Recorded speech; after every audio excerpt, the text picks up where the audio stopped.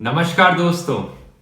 Demonetisation के बाद सरकार काफी महीनों से नोटों की गिनती करने में लगी हुई थी। अब फाइनली उन्होंने डेटा रिवील कर दिया है कि 99% ऑफ डीमोनेटाइज्ड करेंसी बैंकों में वापस पहुंच चुकी है।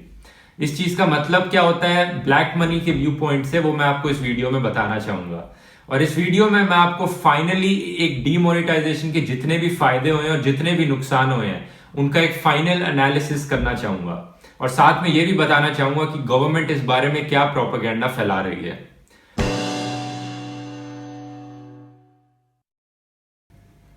तो शुरू में गवर्नमेंट ने कहा था कि 30% जो डिमोनेटाइज्ड करेंसी है वो एक्सपेक्ट करते हैं बैंकों में वापस कभी आने ही नहीं वाली है, क्योंकि उनके हिसाब से उन्हें लगता था कि 30% कैश जो पूरे इंडिया के पास है वो ब्लैक मनी है। तो जिन लोगों के पास ब्लैक मनी है वो पैसे डिपॉजिट कराने बैंकों में नहीं आएंगे, क्योंकि अगर आए तो बैंक वाले उनके सैलरी रिकॉर्ड से मैच करके देख लेंगे इस पैसे पे टैक्स नहीं भरा गया है और वो पकड़े जाएंगे। इसलिए वो अपना काला धन या तो आग लगा देंगे उस काले धन पे या नदी में बहा डालेंगे, ऐसा हमारे प्रधानमंत्री जी ने कहा था। लेकिन ऐसा कुछ नहीं हुआ। 99% पैसा वापस आ गया है। इसके दो मतलब हो सकते हैं, या तो इतना ब्लैक मनी था ही नहीं जितना सरकार ने एक्सपेक्ट किया था होगा, या फिर लोगों ने नए नए तरीके ढूंढ लिए अपने काले धन को सफेद में बदलने के और बैंकों में डिपॉजिट करा लिया। मेरे को इसकी सेकंड पॉसिबिलिटी ज्यादा लगती है, क्योंकि डीमोनेटाइजेशन में जैसे मैंने शुरू वाले वीडियो में बहुत पहले बताया था काफी सारे लूप होल्स थे, तो इन लोगों ने उन लूप होल्स को एक्सप्लॉइट कर लिया और अपने काले धन को व्हाइट में बदल डाला। 15.44 लाख करोड़ वैल्यू थी डीमोनेटाइज्ड करेंसी की। 15.28 लाख करोड़ बैंकों में वापस आने वाली करेंसी की वैल्यू है। तो बचे हुए 16,000 करोड़ को लोग मानते हैं कि ये ब्लैक मनी है, लेकिन सच ये है कि इसमें से काफी सारा पैसा ब्लैक मनी नहीं भी है। 3,300 करोड़ तो माना गया है कि नेपाल और भूटान में रखा है, जो कि अभी तक इंडियन गवर्नमेंट वापस नहीं ले पाई है। काफी सारा इसमें पैसा ऐसा भी है जो एनआरआईज के पास रखा है जो वापस लौटाने नहीं आ पाए। काफी सारा ऐसा भी है जो गरीब लोगों के पास है जो वापस नहीं लौटा पाए। और काफी सारा ऐसा भी है जो टेम्पल्स के डोनेशन बॉक्सेस में रखा था, जिसको वो लोग रिक्वेस्ट भी कर रहे हैं गवर्नमेंट से कि वापस ले लो, लेकिन गवर्नमेंट नहीं लिया अभी तक। तो ऑल इन ऑल जिस चीज को ब्लैक मनी पे सर्जिकल स्ट्राइक माना गया था वो 0.1% ब्लैक मनी भी वापस नहीं ला पाई है अभी तक। इसके बाद बोला गया था कि नकली नोट्स, फेक करेंसी पर डीमोनेटाइजेशन बहुत ज्यादा असर करेगी।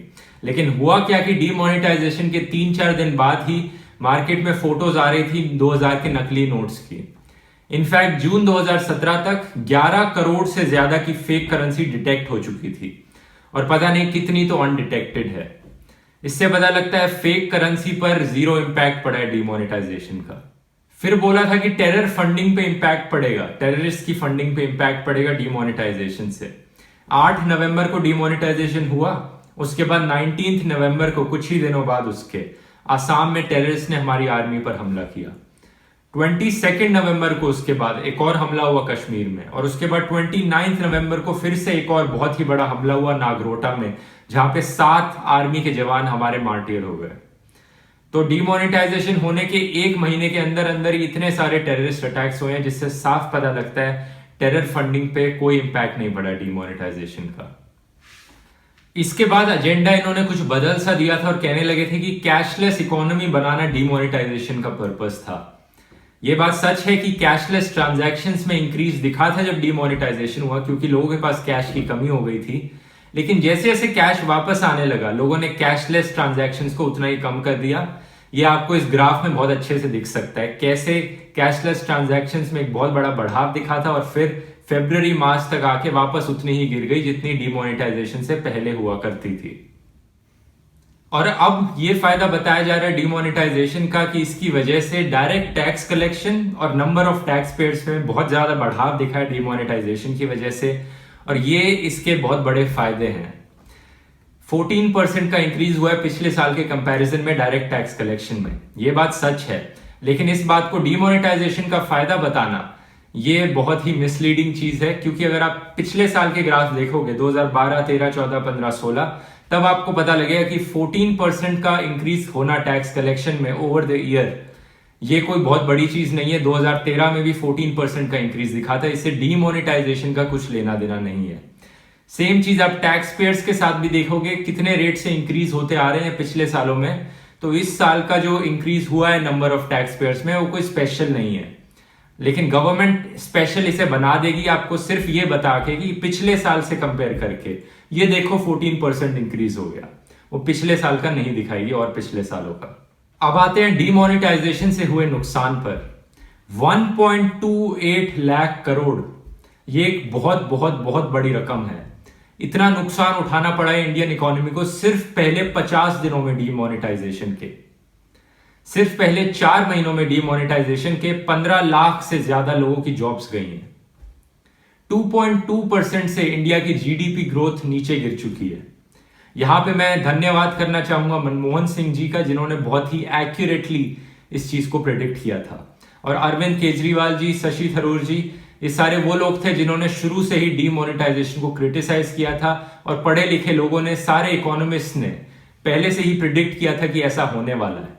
तब मोदी जी ने, हमारे प्रधानमंत्री जी ने उन लोगों का मजाक उड़ाया था, हार्वर्ड एजुकेशन का मजाक उड़ाया था इस बात पे, लेकिन अब उनकी बात सच हो गई है।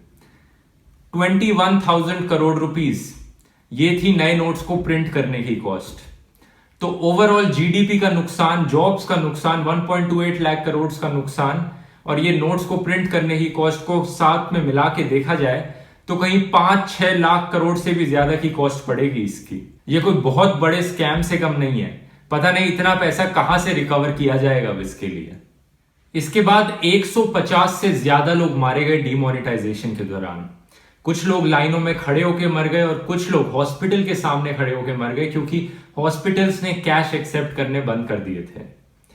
ये वो लोग हैं जो कभी जिंदा नहीं हो सकते। जो लोग कहते हैं डीमोनेटाइजेशन एक टेम्पररी प्रॉब्लम थी जिसकी वजह से एक लॉन्ग टर्म सोल्यूशन निकलेगा, इन लोगों की जो डेथ्स हुई है ना, ये टेम्पररी नहीं हुई है। ये लोग वापस जिंदा नहीं होने वाले हैं लॉन्ग टर्म में। हमारे प्रधानमंत्री जी ने कहा था कि मुझे बस 50 दिन दीजिए मित्रों, अगर उसके बाद मुझसे कोई गलती हो जाती है तो मुझे चौराहे पे खड़ा करके जो सजा देना चाहें दे दीजिए।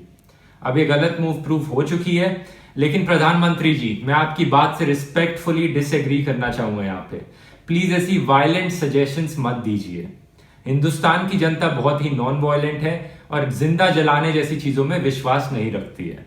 लेकिन मैं पूरी देश की जनता की तरफ से प्रधानमंत्री जी आपसे एक छोटी सी रिक्वेस्ट करना चाहूंगा। ये जो आपसे गलती हुई है ना, इसके लिए माफी मांग लीजिए, एक बारी सॉरी बोल दीजिए। क्योंकि पता है क्या, गलती हर किसी से होती है, हम सब इंसान है। देखो, गलती हर इंसान से होती है, लेकिन जो इंसान अपनी गलती को एडमिट करता है ना, वही अपनी गलती को समझ सकता है और फ्यूचर में होने वाली गलतियों को सुधार सकता है। तो हाथ जोड़ के विनती है, एक बारी सॉरी बोल दीजिए देश की जनता से, और देश को भी पता लगे आप उनके लिए कितनी केयर करते हैं। लेकिन पता है हो क्या रहा है, आप सॉरी बोल नहीं रहे हैं और वहां पे आपका बीजेपी आईटी सेल, आपकी पार्टी का, फेक खबरें छापने में लगा हुआ है और ये दिखाने में लगा हुआ है कैसे ये पूरी डीमोनेटाइजेशन की स्कीम बहुत ही बड़ी सक्सेस थी। तो एक गलती को छुपाने के लिए 100 झूठ और बोले जा रहे हैं वहां पे। बीजेपी आईटी सेल ने पेड ट्विटर ट्रेंड चलाया था दोस्तों, डीमोनेटाइजेशन सक्सेस के नाम से, जहां पे इन्होंने ये सेम कॉपी पेस्ट ट्वीट्स हर कोई ट्वीट करता गया। बड़े बड़े लोग भी, वेरीफाइड ट्विटर अकाउंट्स भी, ये कॉपी पेस्ट ट्वीट्स को छापा मारे जा रहे बार बार, ये दिखाने के लिए देश की जनता को कि देखो डीमोनेटाइजेशन कितना बड़ा सक्सेस हुआ है। ये बहुत ही गलत चीज है। जिन लोगों को एक काम दिया गया डीमोनेटाइजेशन को सक्सेस दिखाने का, वो बिल्कुल ही नए नए तरीकों को खोदे जा रहे हैं, खोद कर निकालने की कोशिश कर रहे हैं। ये देख रहे हैं कि अब किस नए एंगल से इसे देखा जाए कि डीमोनेटाइजेशन एक सक्सेस की तरह दिखने लग जाए। इसका एक एग्जाम्पल है, अब कुछ लोग कहने लग गए हैं डीमोनेटाइजेशन का जो पॉजिटिव इफेक्ट था ना, वो ये है कि अब बहुत सारा डेटा कलेक्ट हो चुका है सरकार के पास। इनके पास ये पता लग चुका है कौन कौन टैक्स डिफॉल्टर है। 18 लाख से ज्यादा टैक्स डिफॉल्टर्स पता लग चुके हैं। अब उन पे एक्शन लिया जाएगा। चलो ये भी देख लेते हैं कितना एक्शन लिया जाएगा उन पे, या फिर ये रीजन भी बाकी सारे पॉजिटिव रीजंस की तरह फेल निकलेगा। मेरे हिसाब से तो इनकम टैक्स डिपार्टमेंट के जितने लोग थे वो पहले भी रेड मारते थे, अभी भी रेड मारते हैं। जो रेड मारने का रेट है वो तो बढ़ नहीं सकता, क्योंकि वो सेम फिक्स नंबर ऑफ लोग ही हैं जो इनकम टैक्स डिपार्टमेंट में काम करते हैं और रेड मारते हैं। तो ऐसा तो है नहीं 18 लाख लोग, सारे के सारा काला धन इनसे खोद के निकाल लिया जाएगा। देखने वाली बात होगी। लेकिन अभी तक जो नुकसान और फायदे निकल के आए हैं डीमोनेटाइजेशन के, उसके लिए मेरे हिसाब से 0 से 10 के बीच में अगर रेटिंग दी जाए डीमोनेटाइजेशन को, तो वो -10 की रेटिंग मिलनी चाहिए स्कीम को। सिर्फ नुकसान ही नुकसान हुआ है अभी तक। दोस्तों, इस वीडियो को शेयर कीजिए ताकि हर हिंदुस्तानी तक डीमोनेटाइजेशन की सच्चाई पहुंच सके। आप यहां क्लिक करके मेरे YouTube चैनल को सब्सक्राइब कर सकते हैं ऐसे और इंफॉर्मेटिव और एनालिटिकल वीडियोस देखने के लिए। मिलेंगे अगले वीडियो में दोस्तों, धन्यवाद।